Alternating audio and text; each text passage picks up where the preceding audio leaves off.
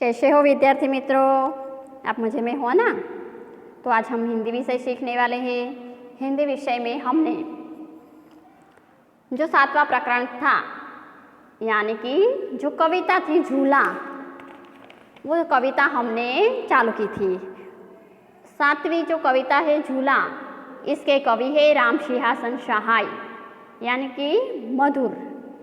तो ये झूला कविता है वो राम सिंहासन सहाय रचित है।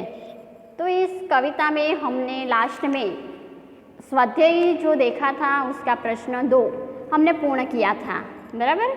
प्रश्न 2 हमने पूर्ण किया था। सूचना के अनुसार अभिनय कीजिए।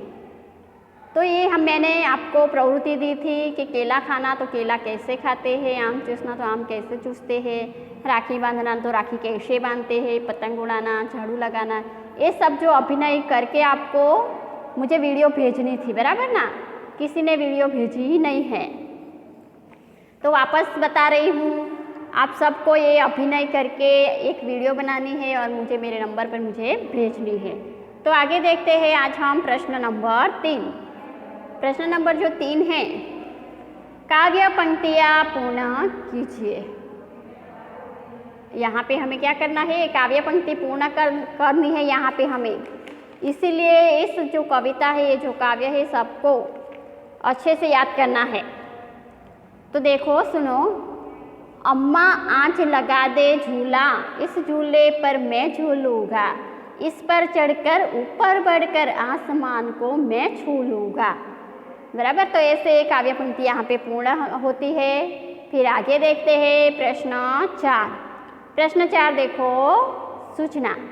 सही विकल्प चुनकर रिक्त स्थानों की पूर्ति कीजिए। तो यहाँ पे हमें विकल्प चुनकर जो रिक्त स्थान दिया है वो हमें पूर्ण करना है। तो मैं खेल, फिर रिक्त स्थान है और विकल्प में हमें रहा हूँ, रहे हैं। तो मैं यानी कि एक वचन अकेला व्यक्ति हूँ, मैं खेल रहा हूँ या मैं खेल रहे हैं, कौन सा शब्द आएगा? तो एक वचन है, इसीलिए रहा हूँ आएगा। कौन सा शब्द आएगा? रहा हूँ। रहे हैं कब आएगा? जब बहुवचन में होगी। यहाँ पे बहुत सारे लड़के होंगे, हम खेल रहे हैं ऐसा बनेगा, बराबर। तो खाली जगह पे हमें लिखना है रहा है, रहा हूँ। फिर दूसरा रिक्त स्थान देखते हैं। तो हम पाठशाला जा, फिर रिक्त स्थान है। तो हम पाठशाला, हम यानी एक व्यक्ति नहीं है, एक से ज़्यादा है या 2 से ज़्यादा है, यानी कि बहुवचन है। तो हम पाठशाला जा रहे हैं, हम पाठशाला जा रहा हूँ, कौन सा शब्द आएगा? तो हम पाठशाला जा रहे हैं, क्योंकि बहुवचन है, इसलिए हम पाठशाला जा रहे हैं, ऐसा वाक्य बनेगा। फिर देखते हैं तीसरा वाक्य। तो यह हाथी है, खाली जगह सूंड लंबी है। तो इस खाली जगह में क्या आएगा? इनकी या इसकी? तो हमें पता है जो प्राणी होते हैं उसके लिए हम इसकी, उसका, इनके, ऐसा हम इस्तेमाल करते हैं। तो यहाँ पे हमें यह हाथी है, इसकी सूंड लंबी है, बराबर। समझ में आ रहा है? यह हाथी है, इसकी सूंड लंबी है। फिर आगे चौथी खाली जगह देखते हैं। खाली जगह कौवा है, उसका रंग काला है। तो इस खाली जगह में हमें विकल्प दिए हैं वह और यह। तो यहाँ पे हमें उसका शब्द दिया है, इसीलिए क्या आएगा? वह, क्या शब्द आएगा? वह कौवा है, उसका रंग काला है, बराबर। समझ में आ रहा है? फिर आगे 5वां नंबर का वाक्य देखते हैं। ये तितलियां है, खाली जगह पंख रंग बिरंगे हैं, उनके पंख, इनके। तो खाली जगह में क्या आएगा? इनके। इनके पंख रंग बिरंगे हैं। फिर आगे छठी खाली जगह देखो, वे लड़के हैं, खाली जगह बस्ते लाल रंग के हैं। तो उस इनके उनके, तो क्या आएगा? तो उनके बस्ते लाल रंग के हैं। खाली जगह में आएगा उनके बस्ते लाल रंग के हैं। बराबर। तो इस तरह हम ये खाली जगह पूर्ण कर सकते हैं। फिर आगे देखते हैं भाषा सज्जता। भाषा सज्जता में देखो, यहाँ पे हमें शब्द दिए हैं जो विरोधार्थी शब्द है।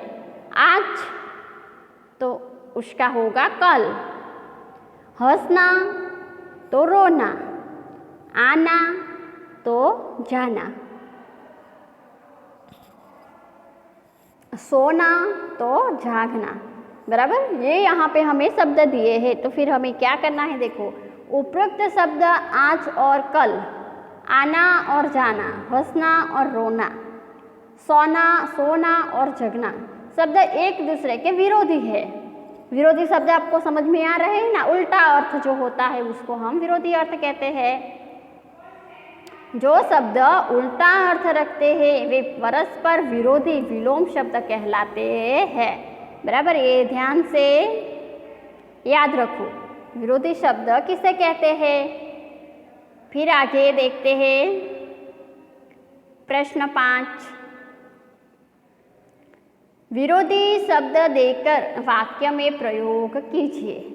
जैसे चलना, तो उसका विरोधी अर्थ होगा रुकना।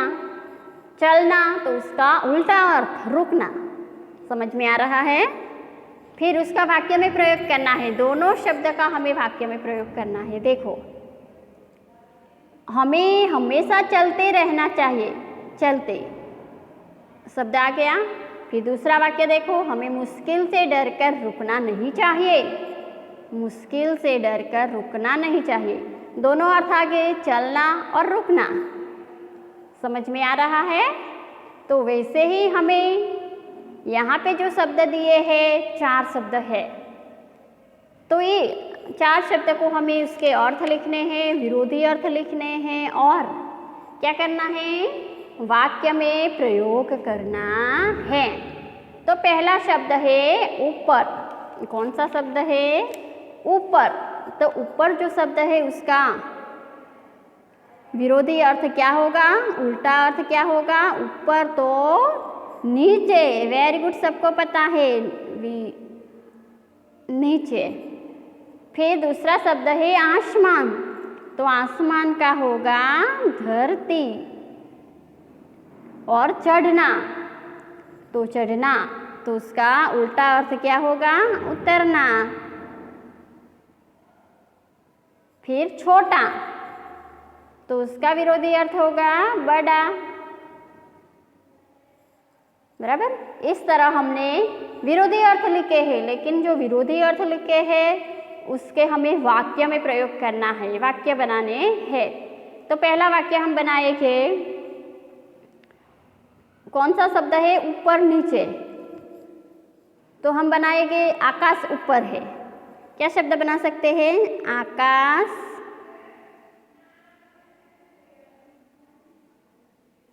ऊपर है।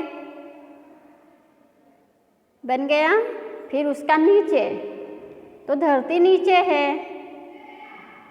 धरती नीचे है। बन गए दोनों वाक्य। फिर दूसरा शब्द है आसमान।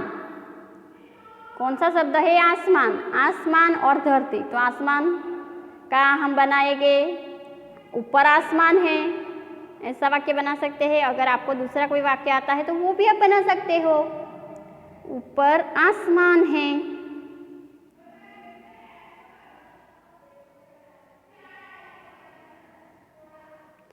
बराबर। ऊपर आसमान है।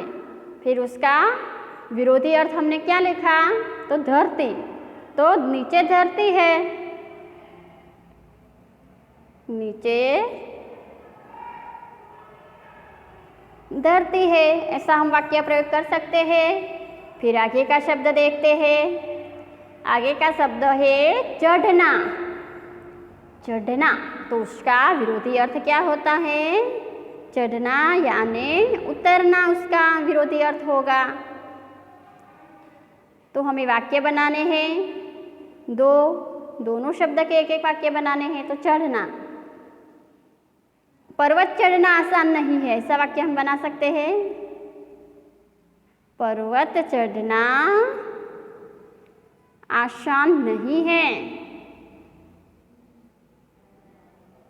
फिर उतरना, पर्वत उतरना भी मुश्किल है। तो हम बना सकते हैं पर्वत उतरना भी कठिन है या मुश्किल है। ऐसा हम वाक्य बना सकते हैं। आपको अगर कोई अच्छा वाक्य आता है तो आप भी बना सकते हो। बराबर समझ में आ रहा है ना कैसे वाक्य हमें बनाने हैं। फिर आगे का शब्द देखते हैं। छोटा, कौन सा शब्द है? छोटा। तो छोटा का विरोधी अर्थ होगा बड़ा। क्या होगा विरोधी अर्थ? बड़ा। तो हमें छोटा और बड़ा ये दोनों शब्द से एक एक वाक्य बनाने हैं। मैं सबसे छोटा हूँ।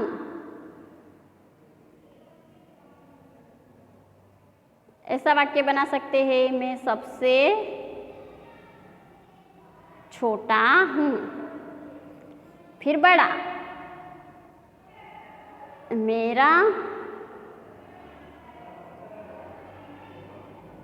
मेरा भाई सबसे बड़ा है। आपको अगर कोई दूसरे वाक्य आते हो तो आप बना सकते हो, मेरा भाई सबसे बड़ा है। देखो बन गए वाक्य। आपको समझ में आ रहा है ना कैसे हमें वाक्य बनाने हैं। दोनों शब्द को इस्तेमाल करके हमें वाक्य प्रयोग करने हैं। वो भी शब्द कैसे है? विरोधी शब्द है। विरोधी शब्द प्रयोग हमें करना है। बराबर।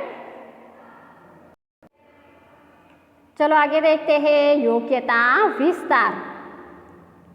क, पता कीजिए और लिखिए झूला कब और किस मौसम में झूलते हैं। आप झूला झूलते हो ना? झूला तो सबको पसंद है, बहुत पसंद है। आपको भी पसंद होगा। पसंद है कि नहीं पसंद है? पसंद है। तो आप झूला कब और किस मौसम में झूलते हैं पता है आपको? नहीं पता है तो आपको पता करना है। तो झूला हम खास है ना गर्मी की मौसम में झूलते हैं। जब हमें बहुत गर्मी लगती है, गर्मी की मौसम होती है, तब हम झूला झूलते हैं। हम ज़्यादातर दोपहर को झूला झूलते हैं क्योंकि दोपहर को बहुत गर्मी लगती है। इसीलिए हम जो पेड़ होते हैं वो पेड़ के ऊपर हम झूला लगाते हैं और उसके ऊपर हम झूला झूलते हैं। फिर आगे है देखो ख, किसी देखे हुए झूले का चित्र बनाकर रंग भरिए। यहाँ पे आपको क्या करना है? झूला बनाना है। किसी देखे हुए झूले को, तो आप बगीचे में गए होगे, आपके घर में होगा, झूला तो आपने देखा ही होगा। बराबर। तो आपने जो झूला देखा है उस झूले का चित्र यहाँ पे आपको बनाना है और चित्र बनाकर क्या करना है? उसमें रंग भी भरने हैं। झूले कैसे होते हैं पता है ना? सबने देखे होंगे। तो यहाँ पे देखो मैं थोड़ा बना के दिखाती हूँ। आपने देखे झूले आपको बनाने हैं। बराबर। मैं सिर्फ एग्जाम्पल उदाहरण के रूप तौर पे दिखा रही हूँ।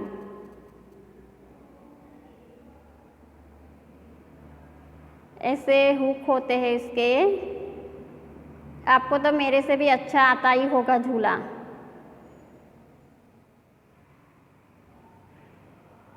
तो इस तरह आपको एक अच्छा सा झूला बनाना है।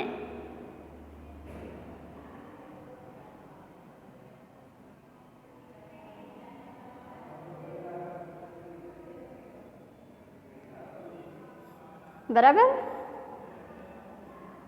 आपको अच्छे से झूला बनाना है, आपको सबको आता ही होगा झूला बनाना, तो इस तरह यहाँ पे आपको क्या करना है, झूला बनाना है। तो ये झूले का चित्र बनाकर आप उसके अंदर मस्त सुंदर अच्छे रंग भरना है आपको। तो ये जो कविता थी झूला, इस झूले कविता को हम यहाँ पे पूर्ण करते हैं और आगे के प्रकरण के साथ हम नेक्स्ट वीडियो में फिर मिलेंगे।